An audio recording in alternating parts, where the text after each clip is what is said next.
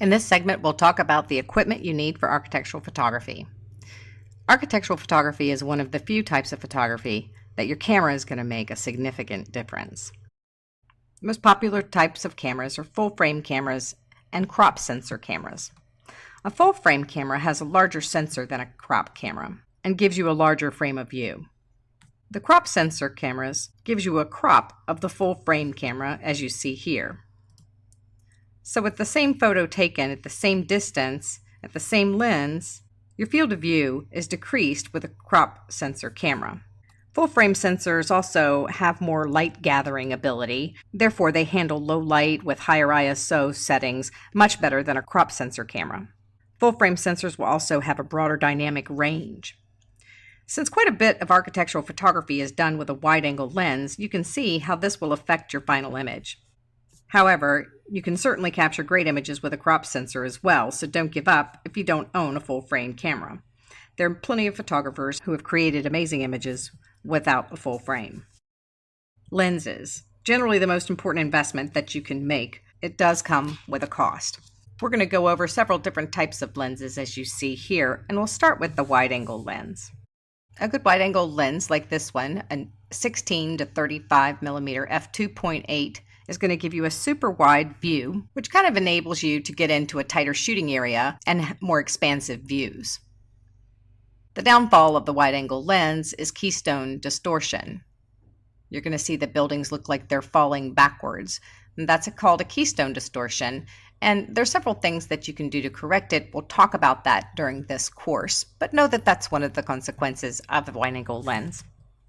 The 15 millimeter 2.8 fisheye lens is a super fun lens. It's ultra wide angle for tighter shooting, so you can get in tighter spaces.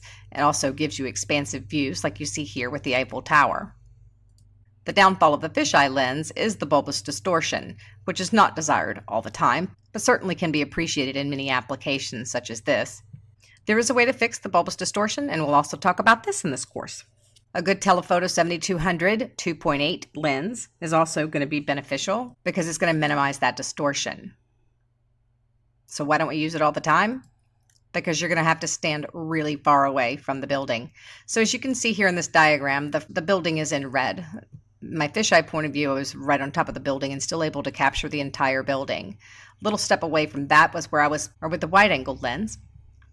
And all the way about a block away, I was standing with the telephoto lens in order to capture those photos.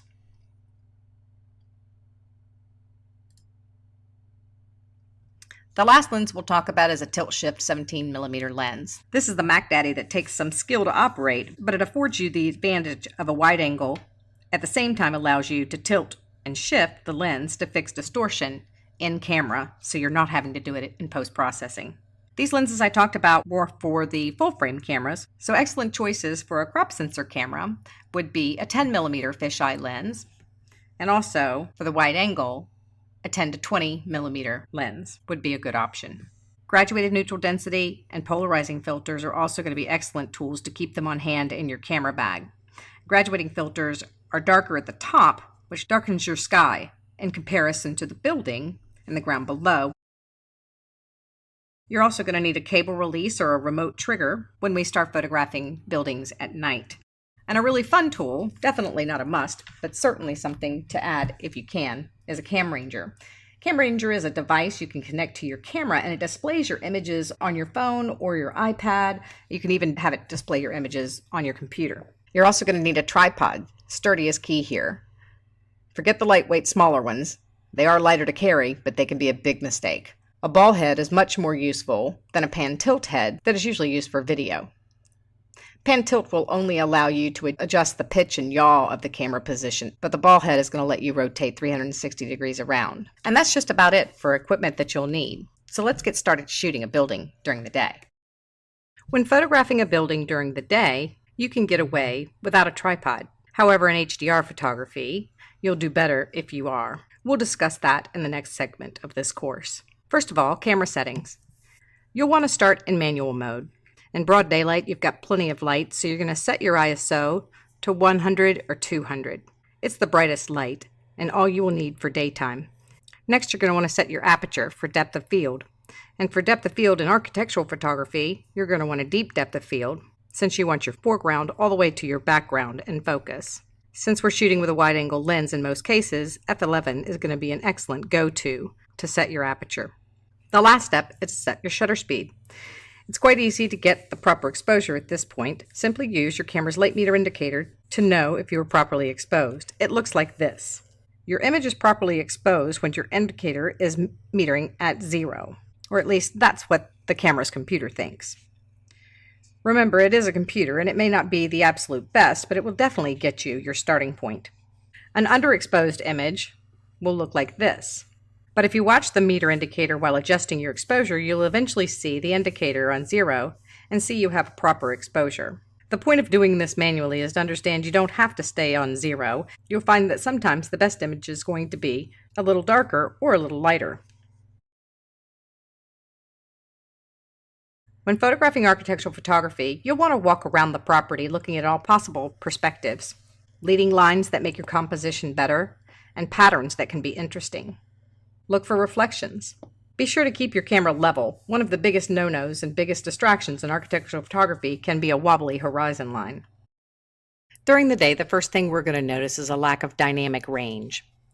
For example, this house here, where you can't see where the door is, and you barely see where the windows are.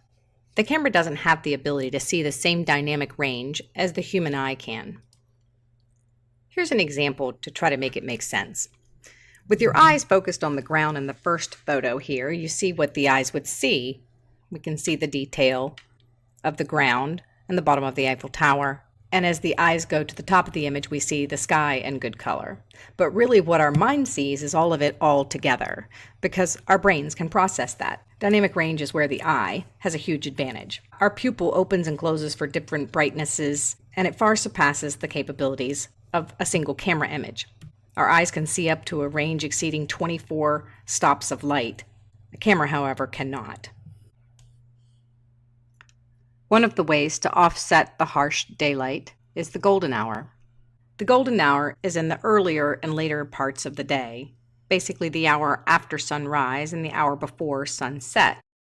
It provides a golden light from the sun being low on the horizon. The best way to know when the right time of day is to look up your sunrise and sunset times. I have an app on my phone and it's called Sunset and Rise.